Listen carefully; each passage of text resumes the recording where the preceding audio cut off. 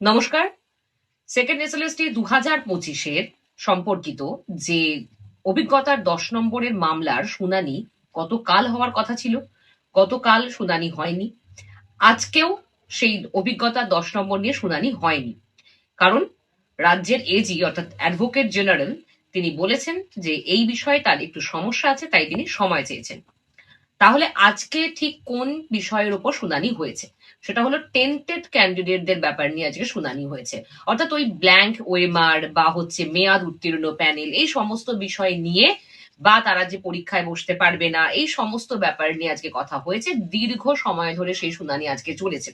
তবে 10 নম্বরের অভিজ্ঞতার মামলা শুনানিটা কিন্তু হয়নি। আসলে বিষয়টা হচ্ছে যে এই ব্যাপার নিয়ে কথা সেই অনেক দিন আগে থেকে বলছি। একই জিনিস একই জিনিস একই জায়গা থেকে চলেই যাচ্ছে, সেই ঘিসাপিটা অবস্থা। শুনানি কবে হবে কবে হবে না। একদিকে আন্দোলনদের এই আন্দোলন, যে ফ্রেশার্সদের আন্দোলন, সেটাও খুব স্বাভাবিক, এবং তাদের যে মামলা দায়ের করা সেটাও খুব স্বাভাবিক। আবার অন্যদিকে বাস্তবিক দিক থেকে ভাবলে, যেটা অভিজ্ঞ শিক্ষকদের এই 10 নম্বর তারাও দাবি করে। ফলত এই নিয়ে কথা বলতে বলতে মানে আমি জানি যে আপনারাও ক্লান্ত, আমিও ক্লান্ত আসলে। তো এটা কি হতে চলেছে সেটা দেখব।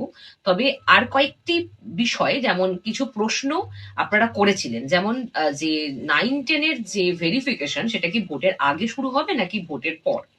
এবার আমি অনেকদিন আগে থেকে একই কথা বলছি আপনাদের। অনেক আগের ভিডিওতেও একই কথা বলেছি, যখন বলেছি যে একাদশ দ্বাদশের যে সমস্ত প্রসেসটা সমাপ্ত করার পরিকল্পনা কমিশনের আছে ভোটের আগে। কারণ আমরা দেখছি যে মার্চ থেকে শুরু হয়ে যাচ্ছে ভোট, অর্থাৎ একদম মার্চের প্রথমেই ভোট। তাহলে এখন আর হাতে সময় নেই, এবং এটা বারবার বলেছি যে 9-10টা ভোটের পরই হবে, আর সেটাই হবে। 9-10-এর ভেরিফিকেশনও ভোটের আগে শুরু হবে না, সেটা ভোটের পরই হবে। কিন্তু একাদশ দ্বাদশের কাউন্সিলিং তো হতেই চলেছে, এবং হয়তো জয়নিং লেটারও দিয়ে দেওয়া হবে। মানে এটাই স্বাভাবিক। সুতরাং একাদশ দ্বাদশটি পুরোপুরি সম্পন্ন করে নবম দশম যে এরকম ভাবে আটকে রাখা হবে, বা নবম দশম যে বোর্ডের পর হবে, এটা বোঝাই যাচ্ছিল প্রথম থেকেই।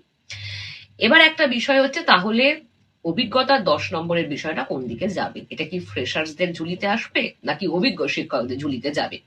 এবার এ কথাও আমি আগে বলেছি, অনেকবারই বলেছি, যে আসলে প্রত্যেকটা জায়গা থেকেই সিচুয়েশনের মানে ভিত্তিতে, সিচুয়েশন ওয়াইজ সব জিনিসটাকে কনসিডার করতে হয় কোনো কোনো জায়গায়।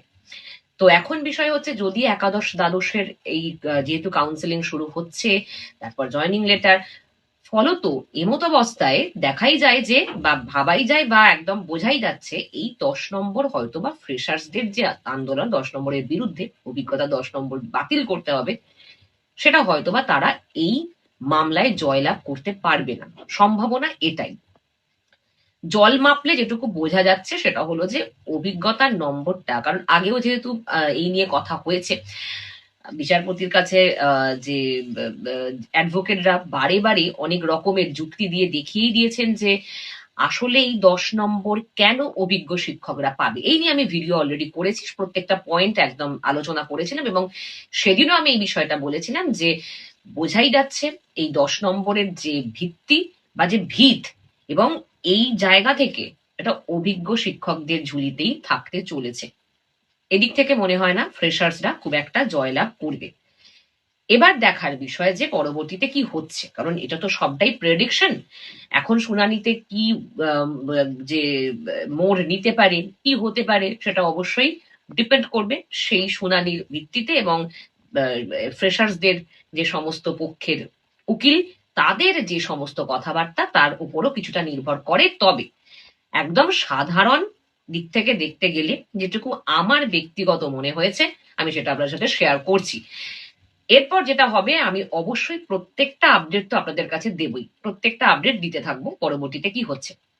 তাই যদি আমাকে এই ভিডিওতে প্রথম দেখেন, বা যদি আপনি এই চ্যানেলে প্রথম হন, আর অবশ্যই তাহলে চ্যানেলটিকে সাবস্ক্রাইব করে দেবেন, কারণ এই সমস্ত বিষয়ে আপনারা ইনফরমেশন এই চ্যানেল থেকেই পেয়ে যাবেন। তাহলে একটা বিষয় হয়তো ক্লিয়ার হয়েছে, তোমরা যারা আমাকে জিজ্ঞেস করেছিলে যে 9-10 কবে। 9-10 ভোটের পর। ভালো থাকবেন। ধন্যবাদ।